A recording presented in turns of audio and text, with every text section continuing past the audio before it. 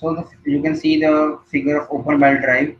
You are transmitting the power from driving end to driven end, and both the drives are parallel to each other. That is, the shafts, the axis of shafts are parallel to each other.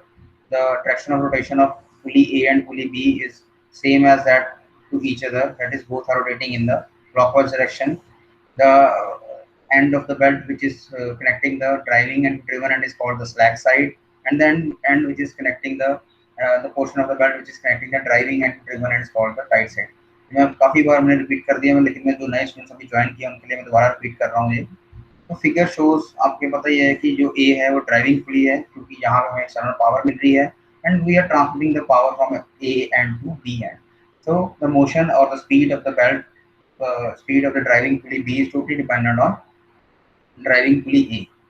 So we have already discussed that the driving pulley pulls the belt from one side and delivers the same to the other side. And it is also obvious that the tension on the forward side, that is the tight side में जो tension रहती है, it is always more than as that of the slack side, because it is pulling the driving end towards the driving end. So let us take the tensions in newtons in terms of slack side and on the tight side. So T1 is always greater than T2. I have taken the tensions at the slack side and tension and at the tight side as T2 and T1 respectively. So T1 is always greater than T2. Let us say small v is the velocity of the belt which is rolling over the pulleys A and B, and the units are in meter per second. Whereas I have taken the radius of both the pulleys as R1 and R2, that is radius of driving pulleys taken as R1 and radius of driven pulleys taken as R2. So the effective turning motion or effective turning force at the circumference of the driven pulley will be equal to T1 minus T2. तो work done कितना आएगा? Work done क्या आता है? Torque into the velocity. कितना work done आएगा? Torque कितनी आ रही है, मतलब टेंशन कितनी आ रही है, that is T1 minus T2 into the velocity. तो इसके यूनिट्स बन जाएंगे न्यूटन. न्यूटन आ जाएगा हमारा टेंशन के लिए, और v क्या आ जाएगा यूनिट्स? Metre per second. तो हम इसको लिखेंगे न्यूटन मीटर पर सेकंड. तो पावर ट्रांसमिटेड क्या आ जाएगी? It will be T1 minus T2 into V in terms of watt. तो 1 न्यूटन मीटर पर सेकंड क्या होता है? 1 वाट होता है.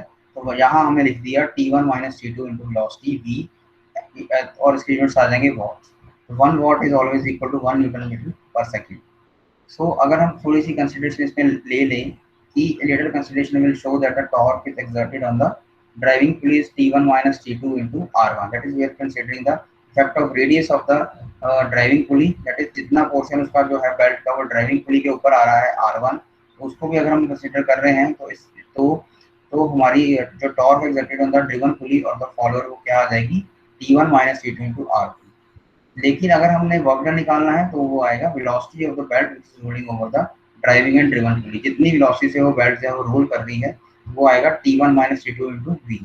तो न्यूटन मीटर पर सेकंड कैसे हमने निकाला है? T1 की जो टेंशन के यूनिट्स हैं वो न्यूटन है और वेलोसिटी के यूनिट्स हैं metre per second. So it becomes Newton meter per second, and 1 Newton meter per second is always equal to 1 watt. And if you want to convert it into kilowatt, then you have to divide it by 1000, and if you want to convert it into horsepower, then you have to divide it by 75.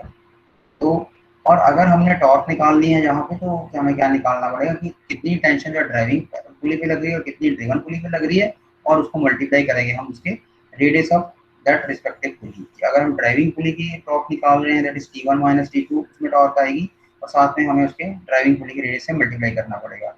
Similarly in the case of the driven pulley T1 minus T2 हमारी torque आएगी, that is because T1 minus T2 हर बार क्यों आएगा? Because tension on the tight side is always greater than tension on the slack side, because there is some pulling action has been taken from when the belt is moving from the driven end to driving end, and R2 is the radius of the driven pulley.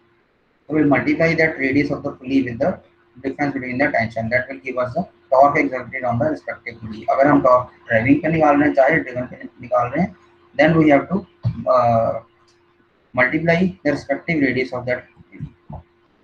Next is the ratio of driving tension in the case of the flat belt drive.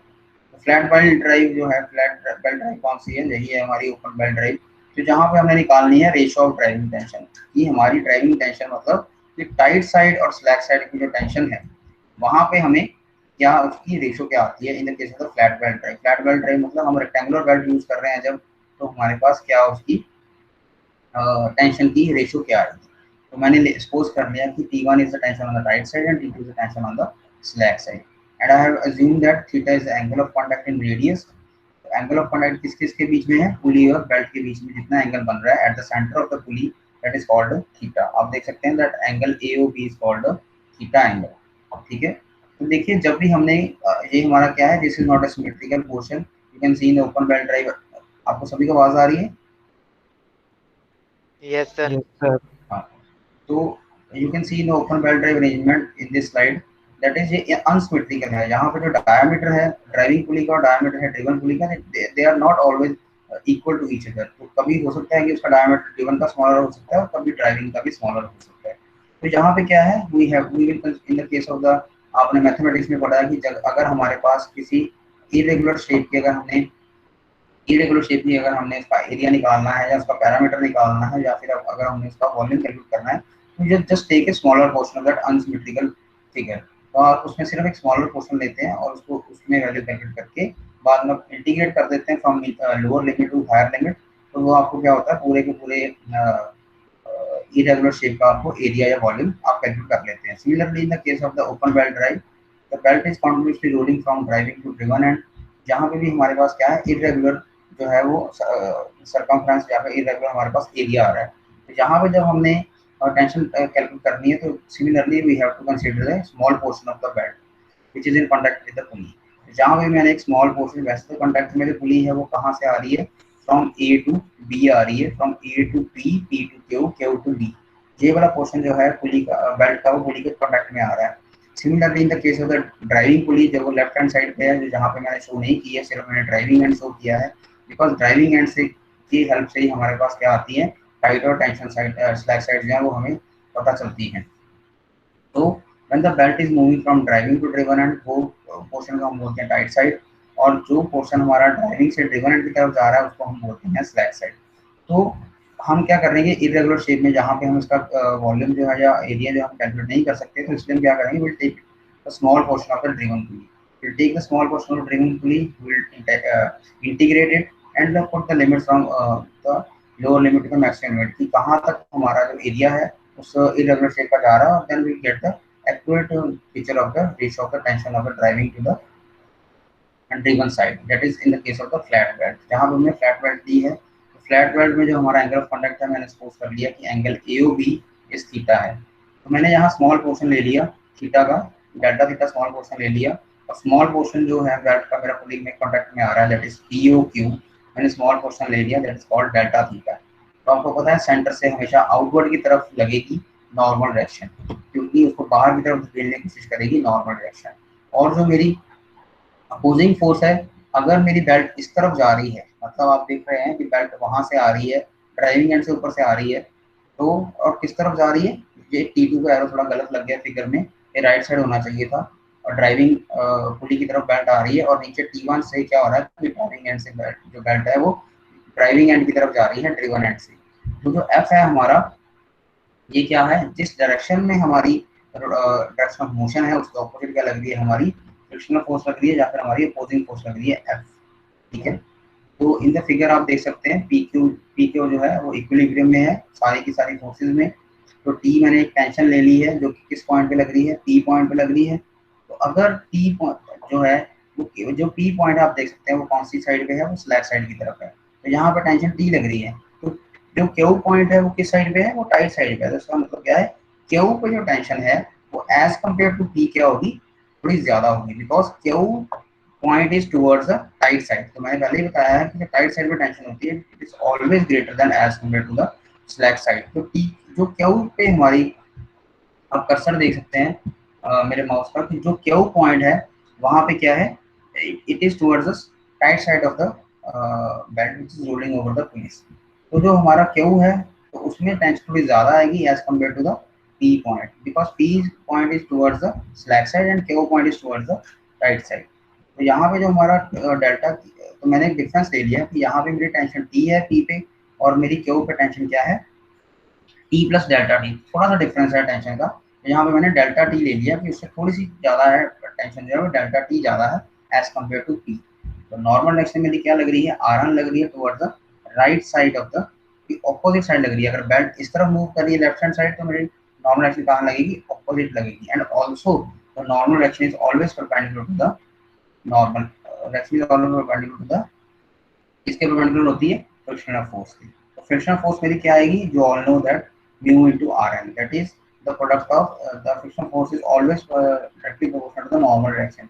And when we remove the proportionality sign, we have to put a constant that is called constant of friction. So therefore it becomes F is equal to mu Rn. Mu is the constant of friction between the belt and the pulley, and R is the normal direction from the acting at the center of the belt, or acting at the center of the pulley or the shaft. So from the figure we have to resolve the components into two direction, that is in the vertical direction, horizontal direction. आपको पता है कि delta theta जो है एक centre में लग रहा है, हमने एक स्मॉल पोर्शन लिया है पीओ क्यू, और पी पे मैंने टेंशन ले ली है टी, तो लेफ्ट साइड पे, और राइट साइड पे मैंने क्यू पे ले ली है tension T plus delta T. तो जब मैं इसके कंपोनेंट्स रिजॉल्व करूंगा तो मेरे पास जो है वर्टिकल कंपोनेंट्स मेरे को रिजॉल्व करने पड़ेंगे, और क्या करने पड़ेंगे, हॉरिजॉन्टल कंपोनेंट्स रिजॉल्व करने पड़ेंगे। तो वर्टिकल कंपोनेंट्स क्यों रिजॉल्व करने पड़ेंगे, क्योंकि टेंशन टी जो है वो किसी एंगल पे लग रही है, और एंगल भी वो कितना है, डेल्टा थीटा एंगल है। तो जो एंगल बनेगा एफ और टी में, जहाँ पे वो भी क्या बनेगा, डेल्टा थीटा एंगल बनेगा। और यहाँ पे जो एंगल बनेगा डेल्टा टी प्लस टी और क्यू बी के बीच में जो एंगल बनेगा वो भी क्या बनेगा, डेल्टा थीटा एंगल बनेगा, क्योंकि मैं स्मॉल पोर्शन का एंगल ले रहा हूँ डेल्टा थीटा। लेकिन जो एंगल ए और एफ के बीच में बनेगा वो क्या बनेगा, वो पूरा एंगल बनेगा, that is called theta angle बनेगा, similar to the angle A O B theta बनेगा। तो अगर मैं रिजॉल्व कर रहा हूँ कंपोनेंट्स हॉरिजॉन्टली और उसको इक्वेट कर रहा हूँ, तो देखिए क्या बनेगा, मेरे पास क्या आएगा, साइन थीटा आएगा। तो यहाँ पे आर एन जो है वो राइट साइड पे लग रही है, आर एन कहाँ लग रही है, राइट साइड पे लग रही है। आप कर्सर देख सकते हैं, जो राइट साइड पे क्या लग रही है, आर एन लग रही है। और ये आर एन जो है वो दो पोर्शन को बैलेंस कर रही है, एक किसको बैलेंस कर रही है, टी साइन डेल्टा थीटा को, और एक कर रही है T sine delta theta by 2 को। यहाँ पे डेल्टा थीटा बाय 2 क्यों मैंने किया है, क्योंकि डेल्टा थीटा मैंने एक स्मॉल एंगल लिया है पीओ क्यू में, और जो आर एन है वो सेंटर से लग रही है।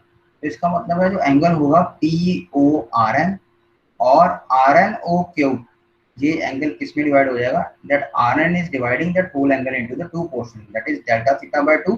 ये एंगल डेल्टा थीटा बाय 2 होगा, और ये भी एंगल क्या होगा, डेल्टा थीटा बाय 2 हो जाएगा।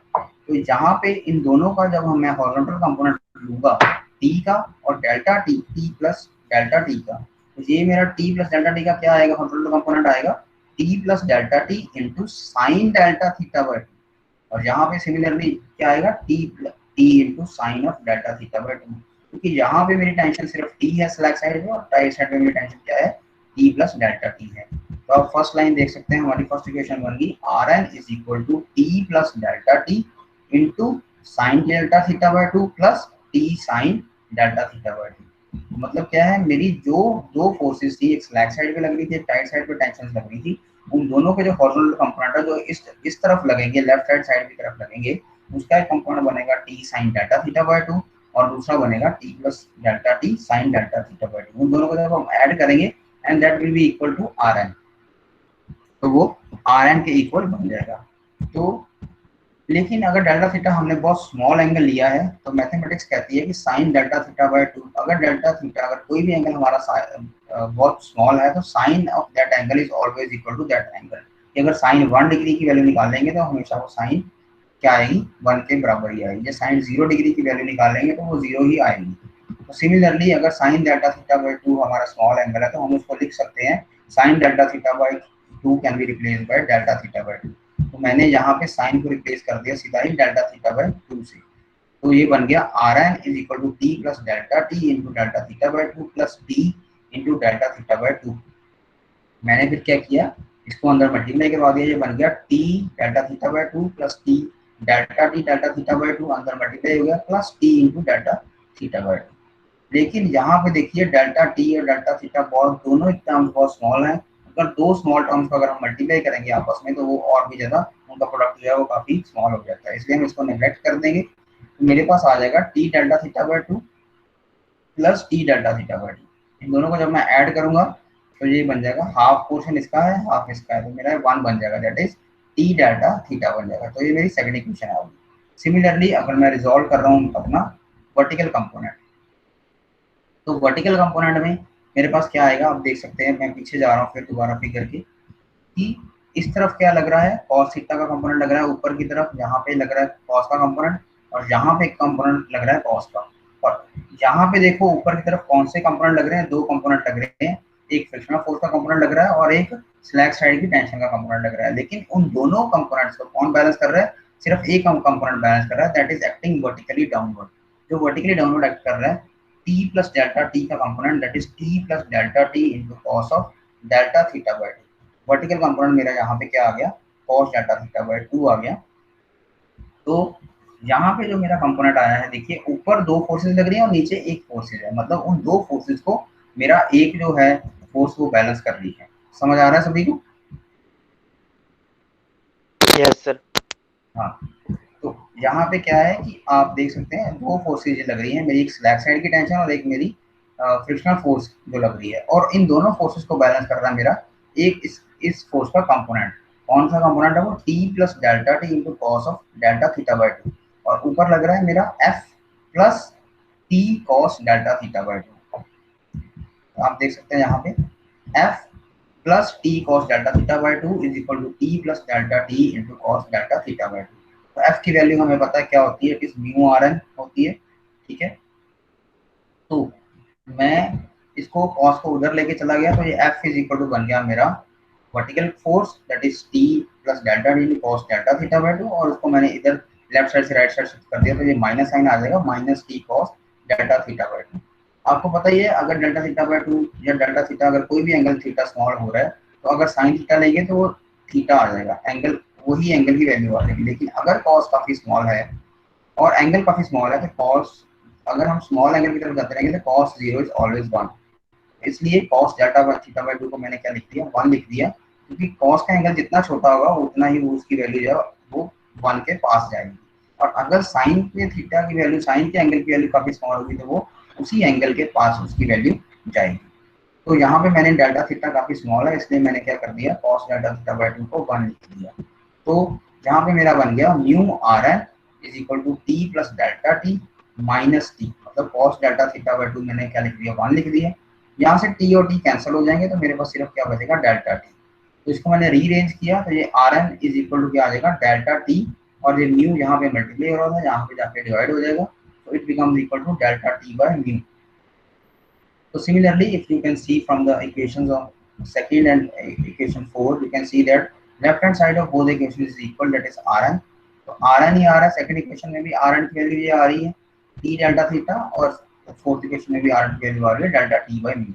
अगर लेफ्ट हैंड साइड दोनों इक्वेशंस की इक्वल है, इसका मतलब राइट हैंड साइड पे हम इक्वेट कर सकते हैं, तो ये बन जाएगा t delta theta is equal to delta t by mu. You can see that we are equating the values of Rn from equation 2 and 4, तो ये बन जाएगा डेल्टा टी डेल्टा थीटा, यहाँ पे जहाँ मेरा कर्सर है T delta theta is equal to delta T by mu, और डेल्टा टी और टी को हम इकट्ठा कर देंगे और थीटा और म्यू को इकट्ठा कर देंगे, तो ये बन गया delta T by T is equal to mu into delta theta. तो हम इंटीग्रेशन लगाएंगे, तो इंटीग्रेशन में हमारी जो लिमिट है वो कहाँ से कहाँ वेरी कर रही है टेंशन में, from slack side to tight side. Slack side पे हमारी जो लिमिट है वो T2 है, टेंशन T2 है, और टाइट साइड पे हमारी मैक्सिमम टेंशन कितनी आ रही है, T1 आ रही है। तो लेकिन हमने सपोज क्या किया था कि हमारी टाइट साइड पे टेंशन थी टी प्लस डेल्टा टी, और स्लैक साइड पे हमारी टेंशन थी टी। लेकिन अब हमने क्या करना है, इंटीग्रेट करके पूरी की पूरी जो बेल्ट है वो ड्राइविंग एंड से ड्रिवन एंड में जो जा रही है, वहां पे जो टेंशन आ रही है उसको हमने कैलकुलेट करना है। तो इसलिए we have to integrate that smaller portion of the belt which is rolling over the pulley to find out the ratio of the driving tension on the case of the flat belt. तो delta T by T की limit हमारे पास क्या आ जाएगी, T2 to T1 आ जाएगी, और similarly theta की वैल्यू लिमिट क्या आएगी, 0 डिग्री टू थीटा डिग्री, मतलब मैक्सिमम वैल्यू पोर्शन उस एंगल की कितनी है, एंगल ऑफ कॉन्टैक्ट की थीटा है, और मिनिमम वैल्यू उसकी क्या है, 0 है। तो डेल्टा टी बाय टी, तो डेल्टा टी का इंटीग्रेशन की फैक्टर है, तो 1 बाय टी का इंटीग्रेशन होता है log T, log to the base e का टी होता है, और डेल्टा थीटा का इंटीग्रेशन आ जाएगा थीटा। तो लॉग टी की लिमिट हम क्या करेंगे, T1 bye T1 log T1 minus log T2, तो उसी तरह उसमें लिमिट पुट कर देंगे, तो ये आ जाएगा mu into theta minus zero, जो यहाँ पे मेंशन नहीं है ये स्टेप यहाँ पे, तो ये आ जाएगा theta into mu into theta minus zero, तो थीटा माइनस जीरो थीटा आ जाएगा, और log T1 minus log T2 को आएगा log of T1 by T2, because log A minus log B as in the case of the mathematics, you can check from your mathematics books also that log a minus log b to the base e is always equal to log of a by b. तो हमने वही formula यहाँ पे लगाया है, तो ये बन गया log of e t1 by t2 is equal to mu theta. तो अगर मैं इसको एंटी लॉग लगाऊंगा तो ये यहाँ से लॉग रिमूव हो जाएगा, तो ये आ जाएगा t1 by t2 is equal to यहाँ पे जो e है एक्सपोनेंशियल e यहाँ मूव हो जाएगा और उसकी पावर में आ जाएंगे म्यू थीटा उसकी पावर में चले जाएंगे. अगर मैं इसको उधर शिफ्ट कर दूं तो लॉग को, तो it is t1 by t2 equal to e power mu theta. ये तो है कि हमने e की टर्म में निकाला, और अगर हमने log to the base 10 की फॉर्म में निकालना तो we have to multiply by 2.3 log t1 by t2 is equal to mu theta. वैसे जो फॉर्मूला आपके न्यूमेरिकल्स में यूज होगा तो वो यही होगा, t1 by t2 is equal to e power mu theta. e is exponential value you all know and mu is a coefficient of friction and theta is the angle of contact. यहाँ से अगर हमें मतलब हमें क्या हुआ कि जब हमने किसी भी ओपन बेल्ट ड्राइव के केस में, अगर हमने फ्लैट बेल्ट ड्राइव के केस में अगर हमने ड्राइविंग टेंशन निकालनी है from the tight side to the slack side, तो हमें सिर्फ क्या चाहिए, हमें सिर्फ चाहिए कोएफिशिएंट ऑफ फ्रिक्शन की वैल्यू चाहिए और हमें चाहिए angle of contact that is mu into theta. तो आप इक्वेशन 5 देख सकते हैं, ये हमारी बन गई t1 by t2 is equal to e to the power mu theta. मतलब हमें इस फिगर से अगर हमने रेशियो ऑफ ड्राइविंग टेंशन निकालनी है तो we only need theta and mu. हमें सिर्फ दो ही चीजें चाहिए. Next is the centrifugal tension. Centrifugal tension क्या होती है कि आपने देखा होगा कि हर बार जो आप क्या होती है कि ऐसी फोर्स होती है जो कि हमेशा क्या करती है, उसको पाथ से हटाने की कोशिश करती है. आपने अक्सर मोटो जीपी रेस की एग्जांपल में ले रहा हूँ कि जब भी ट्रैक टर्न आती है, मोटो जीपी की रेसिंग आपने देखी होगी, आजकल तो बहुत ज़्यादा गेम्स भी आ गई हैं. पता नहीं आप स्पोर्ट्स देखते हैं कि नहीं टीवी पे, तो आप अगर देखेंगे तो मोटो जीपी रेसिंग में, बाइक की रेसिंग में क्या होता है कि जब भी टर्न आता है, चाहे लेफ्ट साइड टर्न आ रहा है चाहे राइट साइड टर्न आ रहा है, तो जिस तरफ टर्न आता है तो बाइकर क्या करता है, जिस तरफ अगर टर्न आ रहा है तो वो उसी तरफ अपनी बाइक को क्या कर लेता है, टिल्ट कर लेता है. तो वहाँ उसी तरफ बाइक को टिल्ट करने का मकसद क्या होता है कि जो सेंट्रीफ्यूगल फोर्स लग रही है at the centre of the wheels of the both the wheels of the bike, तो वो क्या कर रही है, उसको बाहर की तरफ, उसको पाथ से दूर की तरफ धकेलने की कोशिश कर रही है. अगर बाइकर जो है जब टर्न करने के राउंड जब वो टर्न कर रहा है उसके उस दौरान अगर उसको टर्न नहीं करेगा अक्रॉस द टर्न, जहाँ पे वो टर्न कर रहा है, अगर वो राइट साइड टर्न कर रहा है तो अपनी बाइक को राइट साइड टिल्ट करता है, और अगर वो लेफ्ट साइड टर्न कर रहा है तो अपनी बाइक को लेफ्ट साइड टिल्ट करता है. इसका मतलब क्या है कि वो सेंट्रीफ्यूगल फोर्स को क्या कर रहा है, बैलेंस करने की कोशिश कर रहा है, जो कि उसको उस पाथ से दूर धकेलने की कोशिश कर रही है. जैसे वो अपनी बाइक को टिल्ट करेगा और वो इनर पोर्शन ऑफ द जो व्हील्स हैं, जो central portion of the wheels हैं, जो कि जहाँ पे स्प्रॉकेट्स लगी हुई हैं, वो उसको क्या होगी, वहाँ पे जो सेंटर क्या लग रही है, सेंट्रीफ्यूगल फोर्स लग रही है व्हील्स के दोनों व्हील्स के सेंटर पे, तो वो क्या करेगा, हम दोनों को बैलेंस करने की कोशिश कर रहा है. तो सेंट्रीफ्यूगल फोर्स सिमिलरली कहाँ लगती है, हमारी जो बेल्ट्स और पुलीज हैं इनके भी सेंटर में लगती है. यहाँ पे आप ओपन बेल्ट ड्राइव के केस में देख सकते हैं, जहाँ पे एक्सिस ऑफ बेल्ट और एक्सिस ऑफ शाफ्ट मिल रही है सेंटर पॉइंट में पुली ए और बी में, वहां पे भी क्या लग रही है, सेंट्रीफ्यूगल फोर्स लग रही है. और उस सेंट्रीफ्यूगल फोर्स के कारण ही क्या होती है, बेल्ट की स्लिपिंग होती है फ्रॉम द पुली.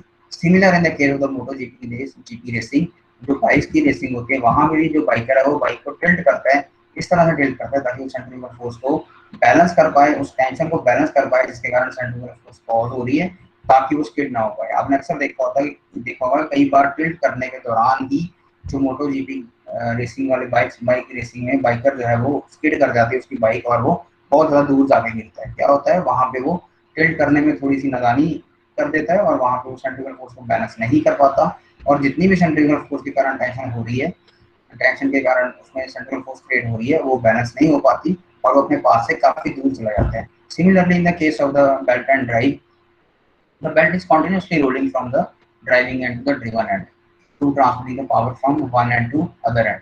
तो जब वो पावर को ट्रांसमिट कर रहा है from driving end to driven end, तो उस दौरान भी क्या हो रहा है, there may be the tension may be caused due to the centrifugal force, और उस टेंशन के कारण क्या हो सकती है, स्लिपिंग हो सकती है बेल्ट की फ्रॉम द पुली. तो बेल्ट अगर स्लिप करती रहेगी बार बार तो क्या होगा, आपकी पावर ट्रांसमिशन की लॉस होता रहेगा and you can not transmit the actual power from the driving end to driven end. तो यही यहाँ पे लिखा हुआ है, since the belt is continuously rolling over the pulley or runs over the pulley, therefore some centrifugal force is caused whose effect is to increase the tension on both the tight as well as on the slack side. The tension caused by the centrifugal force is called the centrifugal tension.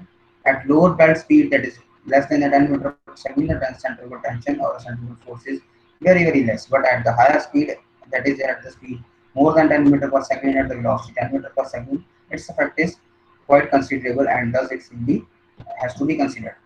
तो हम यहाँ पे भी क्या कर रहे हैं similarly, जहाँ जैसे हमने पिछले वाले आर्टिकल में जहाँ पे हमने ratio driving tension of flat belt किया है, वहाँ पे भी हमने क्या किया, स्मॉल पोर्शन में हमने टेंशन निकाल ली और उसको हमने इंटेग्रेट किया, इंटीग्रेट करके हमने क्या किया, पूरे के पूरे बेल्ट की टेंशन निकाल ली। तो यहाँ पे भी हम क्या करेंगे, will taking as a small portion of the driving end that is POQ, और यहाँ पे हम क्या निकाल लेंगे, सेंट्रीफ्यूगल फोर्स निकाल लेंगे, जहाँ पे हम नॉर्मल एक्शन कंसीडर नहीं कर रहे हैं। Normal action is always acting at the driving end, तो सेंट्रीफ्यूगल फोर्स निकालने के लिए we are taking in the sorry the normal action is always acting at the driven end, driven end की तरफ हमने नॉर्मल एक्शन निकाल के वहां पे हमने रेशियो ड्राइविंग टेंशन कैलकुलेट की थी। Where as in the case of the centrifugal tension we are taking the driving end of the open belt drive arrangement, जहाँ पे भी हमने स्मॉल पोर्शन ले लिया है PQ और जिसका एंगल हमने ले लिया है डेल्टा थीटा, ठीक है, या D थीटा हम देख सकते हैं। तो ऊपर वाला एंगल सिमिलरली जैसे हमने पीछे किया तो वो ये बन जाएगा D थीटा बाय 2 और नीचे वाला बन जाएगा D थीटा बाय 2। और सेंट्रीफ्यूगल फोर्स कहाँ लग रही है, आउटवर्ड लग रही है, जिस तरफ बेल्ट मूव कर रही है उसके ऑपोजिट क्या लगेगी, सेंट्रीफ्यूगल फोर्स उसके ऑपोजिट लगेगी, उसको बेल्ट को बाहर की तरफ खींचने की कोशिश करेगी, बाहर की तरफ उसको पुल करने की कोशिश करेगी। So we'll calculate in this expression the centrifugal force which is acting on the driving end of the open belt drive। तो आप देख सकते हैं फर्स्ट वन इज अ मास मैंने लिया हुआ है, सेकंड इज द मैंने ली हुई है linear velocity, next is the R is the radius of the pulley for which the belt is rolling in the meters, and next is the TC is the centrifugal tension. तो अगर हमें length निकालनी हो किसी भी belt की, मैंने open belt drive में बताया था कि अगर मैंने किसी आर्क की लेंथ निकालनी है, जैसे मेरे पास ये आर्क है POQ, O point central point को मैं ओ मान रहा हूँ, और P पॉइंट क्या है, क्योंकि मेरा स्लैक साइड की तरफ है और मेरा O जो है वो मेरा टाइट साइड की तरफ है। तो POQ अगर मैंने किसी आर्क की लेंथ निकालनी है तो मैं निकालता हूँ, कैसे निकालता हूँ आर्क की लेंथ, मैं उस एंगल को मल्टीप्लाई करता हूँ उसके आर्क के रेडियस के साथ, that is radius into angle of that arc gives me the length of PQ, that is length of the arc. तो लेंथ ऑफ द आर्क कैसे आएगी, let us take the radius, मैंने लिया है radius लिया है मैंने ड्राइविंग एंड का लिया है स्मॉल r, और एंगल है मेरा D थीटा मेरा एंगल है स्मॉल POQ। तो यहाँ से मेरी R की लेंथ कितनी आ जाएगी, R इंटू D थीटा। तो अगर मैं मास भी कंसीडर कर रहा हूँ अपनी बेल्ट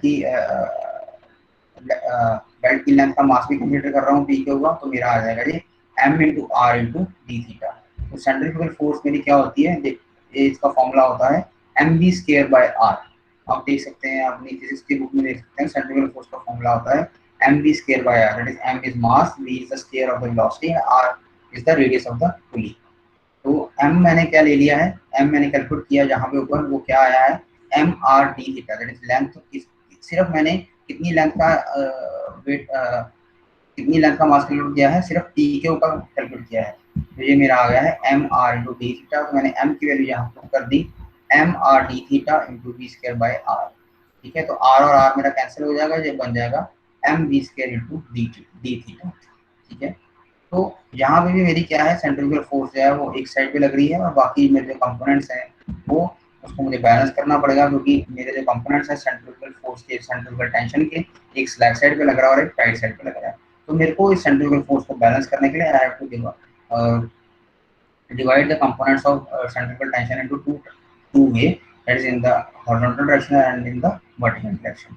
तो जो मेरी FC है it is being balanced with the vertical component of centrifugal tension acting on the slack side plus the centrifugal tension of acting on the right side। तो उसके vertical component किसका, जो मेरी टेंशन लग रही है slack side की तरफ और जो मेरी टेंशन लग रही है नीचे टाइट साइड की तरफ, इन दोनों को बैलेंस करेगी कौन सी, मेरी एक सेंट्रीफ्यूगल फोर्स। तो देयरफॉर द FC मेरी क्या आ जाएगी, FC will be equal to T sin d theta by 2 plus TC sin theta by 2। ये दोनों तरफ मैंने सेंट्रीफ्यूगल टेंशन क्या ली है, TC ली है, ठीक है। क्योंकि ड्राइविंग एंड पे हम फाइंड नहीं कर सकते कि स्लैक साइड पे हमारी टेंशन ज़्यादा है या टाइट साइड में ज़्यादा है, वो हमें पता चलती है एट द ड्रिवन एंड। जैसे मैंने पिछले आर्टिकल में बताया था कि ड्रिवन एंड में हमें पता चल रहा है कि ऊपर की तरफ जो बेल्ट की टेंशन लग रही है दैट इज T2 वो स्लैक साइड की है, और वहाँ पे मैंने T ली थी और नीचे की साइड पे मेरी टाइट साइड है, तो वहाँ पे मैंने टेंशन ली थी T plus delta T, because the tension in the belt on the tight side is always greater then the tension in the belt on the slack side, because the pulling effort is pulling effect is being acting on the right side of the belt.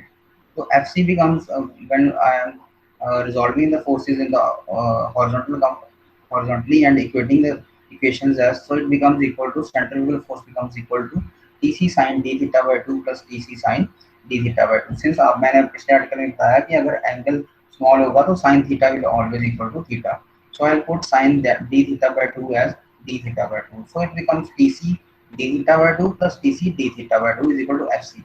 FC हमने पीछे निकाला ही है ऊपर first equation में, तो क्या आया हमारा mv square into d theta.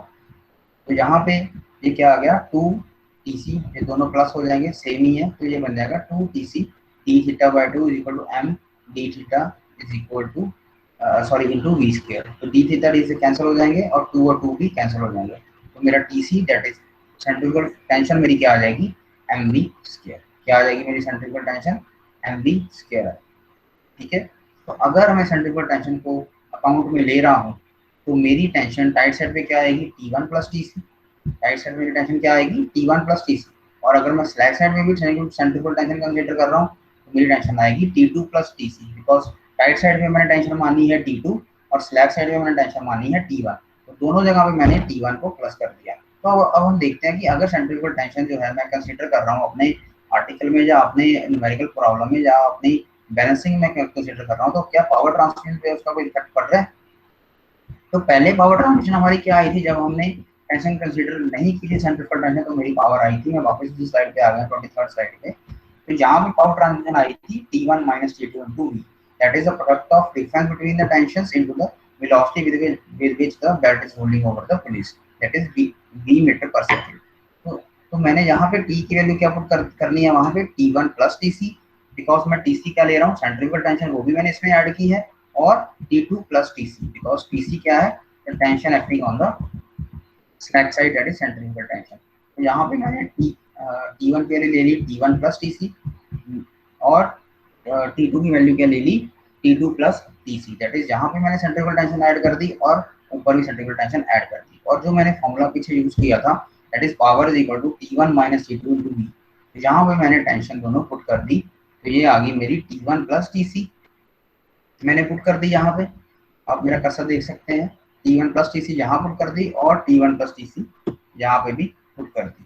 ठीक है. तो ये मेरा क्या होगा जब मैं इसका माइनस साइन खोलूंगा तो ये TC TC कैंसिल हो जाएंगे, तो ये फिर वही वैल्यू आ जाएगी T1 minus TC, that is it is same as that calculated before. जो पहले कैलकुलेट की गई उसी तरह से सेम है.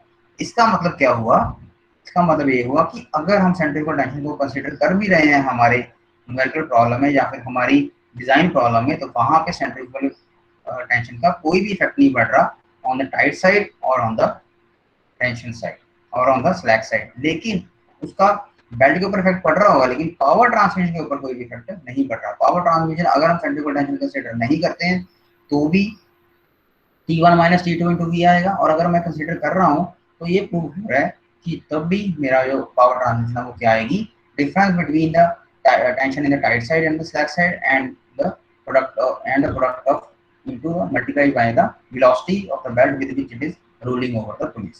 तो दोनों का क्या आएगा, दोनों की जो पावर ट्रांसमिशन है वो सेम आ रही है. दैट इज अगर आप इंडस्ट्री में कल को जाके काम करते हैं और आप बोलते हैं कि सर मेरी पावर ट्रांसमिशन इतनी आ रही है, तो आपको सुपरवाइजर आपका बोल दे और आपका सीनियर इंजीनियर अगर आप बोल दे कि नहीं आप सेंट्रिफिकल टेंशन भी कंसीडर करो, शायद उससे पावर ट्रांसमिशन फर्क आ जाए, उससे कम आ जाए आपकी पावर ट्रांसमिशन, तो आपको उसी टाइम से बोल सकते हो कि sir there is no effect of centrifugal tension while calculating the power transmission. तो वो इस बात से खुश हो जाए कि हाँ आपकी बेसिक्स क्लियर है कि आप जब पावर ट्रांसमिशन कर रहे हैं from driving end to driven end there is no effect on the of the centrifugal tension on that power transmission, कोई भी उस पर इफेक्ट नहीं पड़ रहा, बिकॉज ये हमने प्रूव कर दिया यहाँ पे कि अगर मैं राइट साइड में भी और स्लैक साइड में भी मैं अगर सेंट्रिफिकल टेंशन कंसीडर कर रहा हूँ तो क्या मेरी पावर ट्रांसमिशन में फर्क पड़ रहा है. तो हमने एक सॉल्व करके देखा कोई भी. Thus, we can see that the centrifugal tension has the no effect while transmitting the power from one end to other end. ठीक है. नेक्स्ट ये आर्टिकल जो है हम अगली क्लास में करेंगे. ठीक है. क्लियर है सभी को, किसी को डाउट है कुछ तो वो he can ask anybody.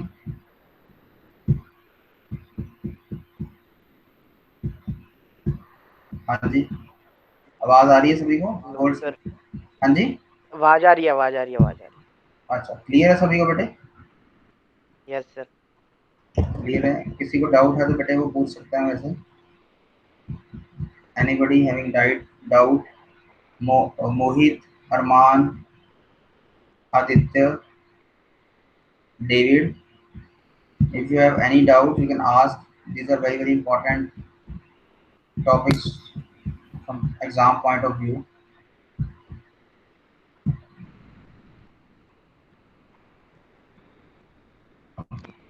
Sir chapter 2 share कर दियो। हाँ जी। सर जो ਤੁਹਾਡਾ ਟਾਈਮ ਲੱਗਿਆ ਚੈਪਟਰ 2 ਸ਼ੇਅਰ ਕਰ ਦਿਓ।